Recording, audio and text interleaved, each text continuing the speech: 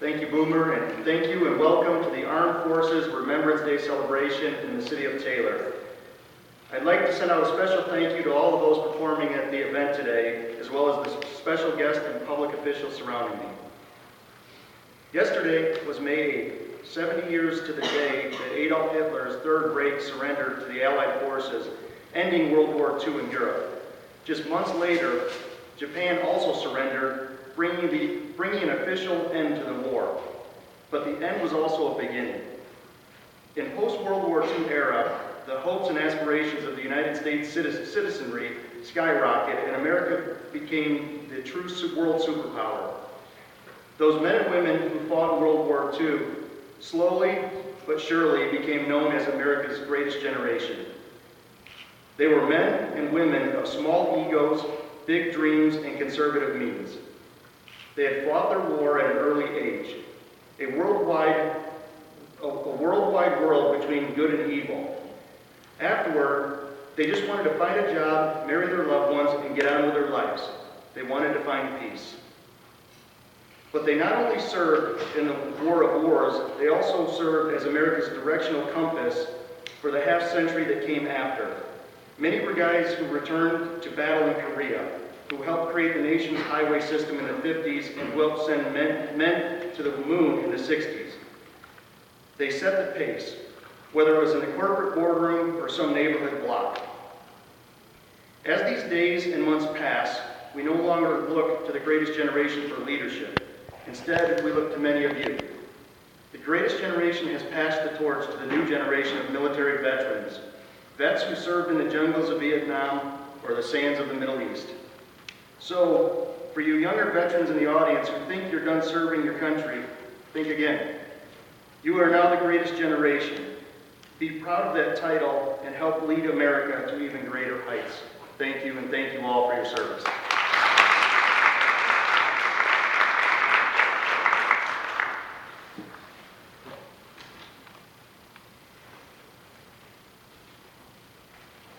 And this guest speaker is a veteran of Desert Storm,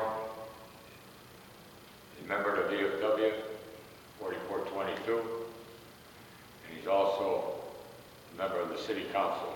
And at this time, I present to you Tim Woolley, Desert Storm veteran, as a guest speaker.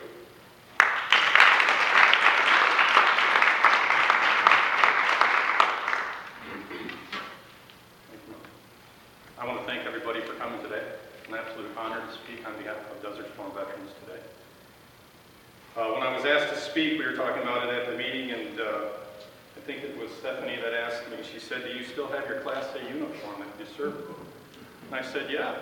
She goes, "Well, maybe you should wear that." And I said, "It was 25 years ago, and let's just say it doesn't fit anymore."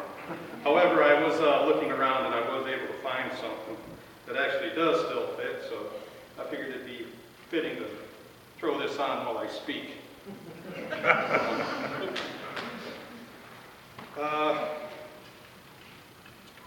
I was serving at Fort Hood, Texas.